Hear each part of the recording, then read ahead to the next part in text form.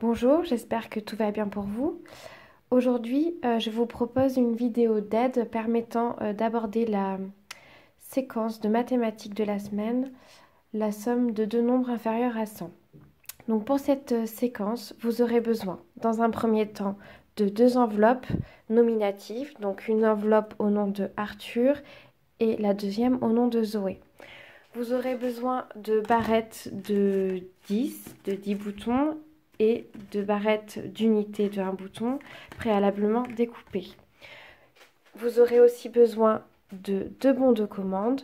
Le premier bon de commande pour la phase 1, où Zoé aura 15 boutons et Arthur 23. Et le deuxième bon de commande pour la phase 2, où Zoé aura 32 boutons et Arthur 28. De plus, votre enfant aura besoin d'un stylo. Je n'avais pas de crayon à papier, mais privilégiez le crayon à papier et la gomme. Ce sera plus facile pour lui s'il a besoin de se corriger. Pour la phase 1 de la séquence proposée, votre enfant aura besoin uniquement des deux enveloppes nominatives, d'un crayon, avec gomme si possible, ainsi que du premier bon de commande. Effectivement, les barrettes de 10 boutons ainsi que les unités de boutons sont pour vous. Vous serez, pour cette séquence, le marchand. Ce sera à vous de délivrer les boutons demandés par votre enfant. Le problème à résoudre par votre enfant est le suivant.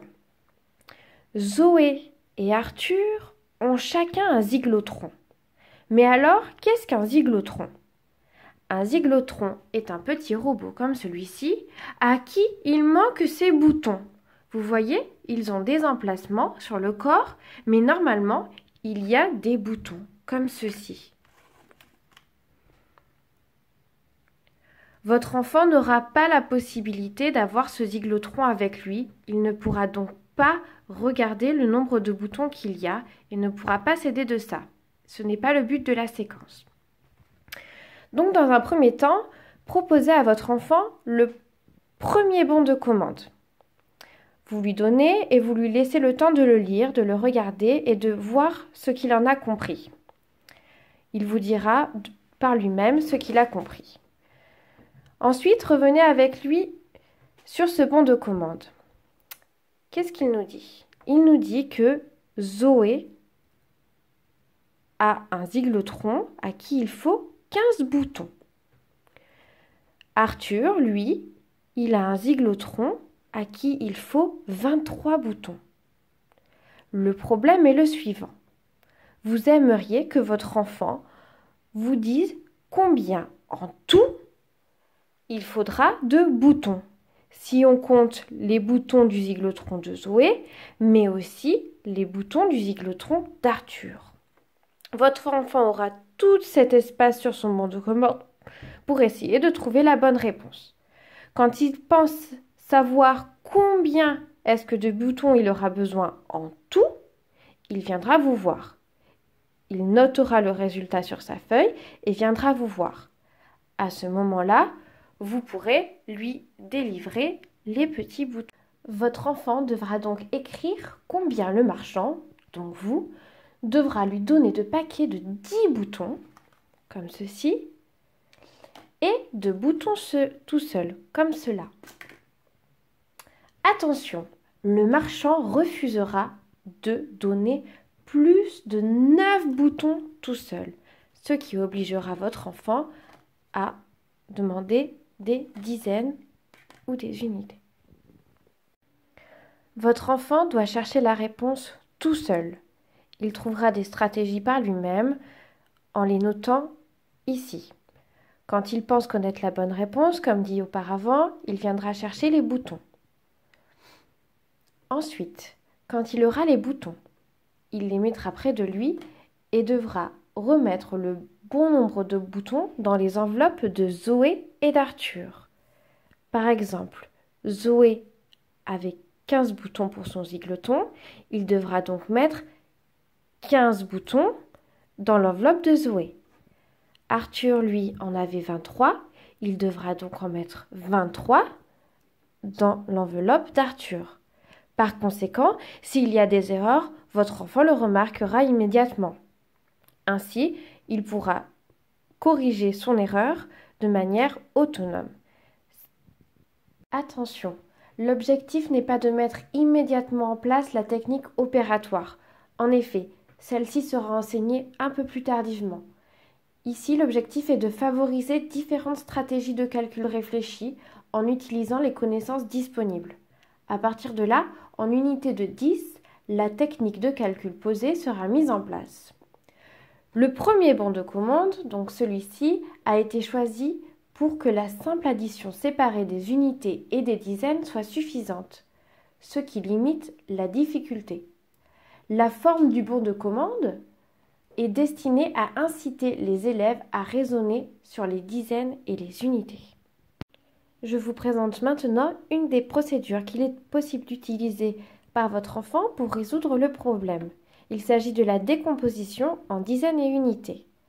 Par exemple, dans 15, il y a une dizaine et 5 unités. Dans 23, il y a 2 dizaines et 3 unités.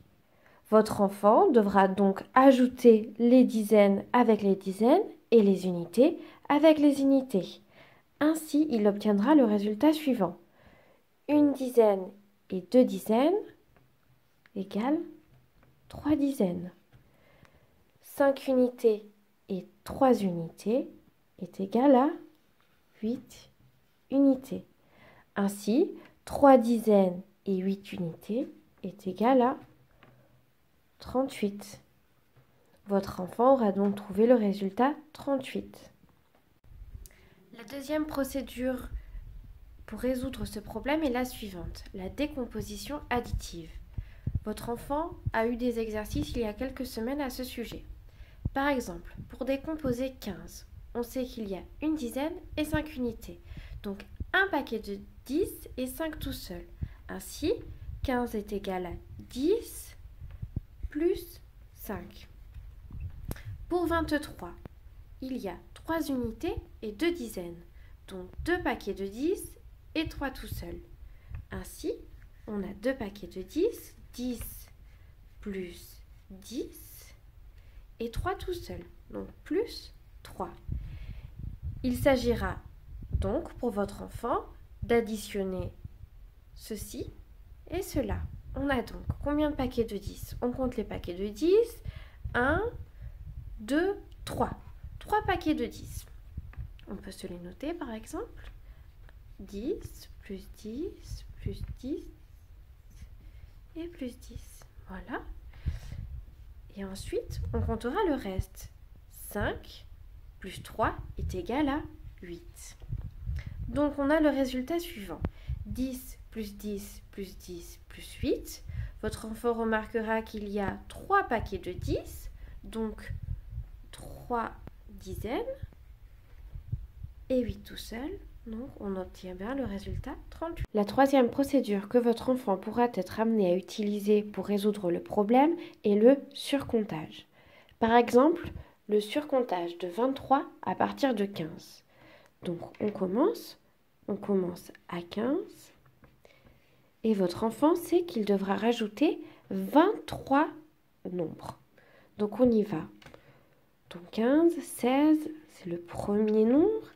17, le deuxième, 18, le troisième, 19, le quatrième, 20, le cinquième, jusqu'à arriver au 23e où il tombera sur 38. Pour cela, votre enfant peut soit écrire les nombres comme je le fais là, ou s'aider de sa bande numérique disponible dans son cahier de leçons. La quatrième procédure que votre enfant sera peut-être amené à utiliser pour résoudre le problème est le dessin. En effet, certains enfants ont besoin de se construire une représentation du problème. Ils ont besoin de le schématiser pour mieux le comprendre et donc le résoudre. Donc par exemple ici, votre enfant sait que le zyglotron de Zoé a 15 boutons. Donc il peut par exemple dessiner les 15 boutons. Arthur, lui, son zyglotron a 23 boutons. Donc, il peut dessiner les 23 boutons.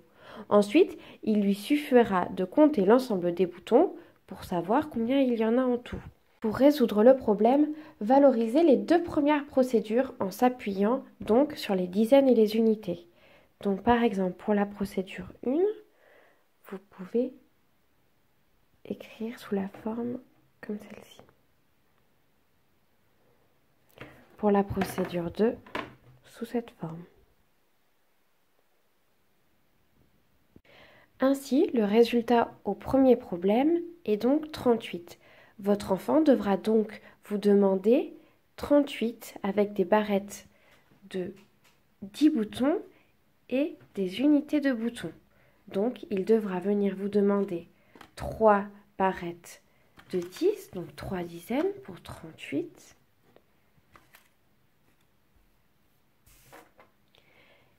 Et 8 unités. Donc 8 petits boutons tout seuls. On compte 1, 2, 3, 4, 5, 6, 7, 8. Pour vérifier qu'il a eu le bon résultat, votre enfant devra mettre 15 boutons dans l'enveloppe de Zoé. Donc 15, c'est une dizaine et 5 unités. Donc on y va. 1, 2, 3, 4, 5. Et 23 boutons dans l'enveloppe d'Arthur. Donc 23, c'est 2 dizaines, donc 2 barrettes de 10. Et 3 unités. Voilà.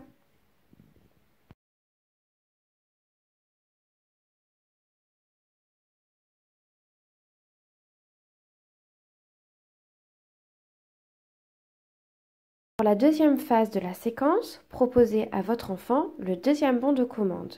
Sur ce bon de commande, on peut apercevoir que le zyglotron de Zoé a 32 boutons, tandis que celui d'Arthur en a 28. Ce deuxième bon de commande présente une difficulté nouvelle. Il a été choisi pour que la simple addition séparée des unités et des dizaines ne soit plus suffisante, mais en limitant cependant les difficultés calculatoires. Un groupement est nécessaire, mais son repérage est facilité par le fait que 10 unités apparaissent effectivement. Donc 2 unités et 8 unités, donc 10 unités. Il s'agit d'une préparation au principe des retenues dans le calcul posé qui sera stabilisé au CE1. Attention, une erreur fréquente peut apparaître. Par exemple, pour 32, votre enfant peut écrire que c'est égal à 3 dizaines et 2 unités. Pour 28, 2 dizaines et 8 unités. Certains vont écrire la chose suivante. Donc, 3 dizaines et 2 dizaines est égal à 5 dizaines. 2 unités et 8 unités est égal à 10 unités. Certains enfants noteront donc que le résultat est 510.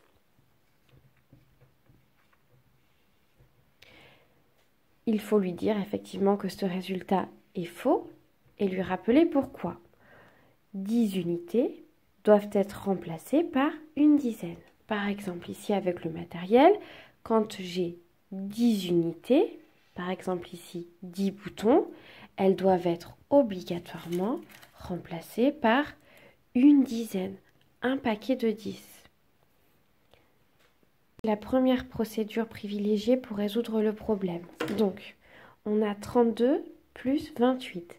32, on sait qu'il y a 3 dizaines, donc 3 paquets de 10. 1, 2, 3 et 2 unités. 2. 28, on sait qu'il y a 2 dizaines, donc 2 paquets de 10. 1, 2 et 8 tout seul.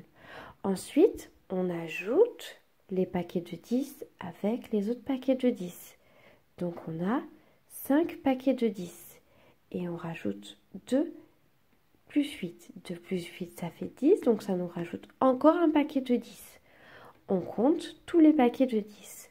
1, 2, 3, 4, 5, 6. 6 paquets de 10 égale 6 dizaines. 6 dizaines est égal à 60. Voici maintenant la deuxième procédure privilégiée pour résoudre le problème. 32. 32, c'est 3 dizaines et 2 unités, plus 28. 28, c'est 2 dizaines et 8 unités. On ajoute les dizaines avec les dizaines. 3 dizaines et 2 dizaines, c'est égal à 5 dizaines. 2 unités et 8 unités est égal à 10 unités. On sait que 10 unités, c'est égal à une dizaine. Donc 5 dizaines et une dizaine égale 6 dizaines. 6 dizaines est égal à 60.